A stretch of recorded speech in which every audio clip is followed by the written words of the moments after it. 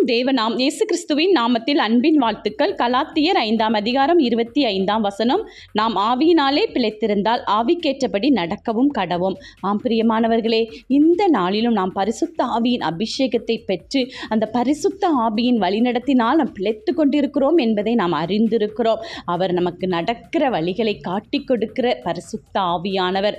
அவர் காட்டும் பாதையில் நாம் செல்லும் பொழுது நாம் பெரிய காரியங்களை சாதிக்கலாம். நீர்ப்பாய்ச்சலான தோட்டத்தை சுதந்தரித்து கொள்ளலாம். வற்றாத நீருட்டு போல நாம் இருக்கலாம்.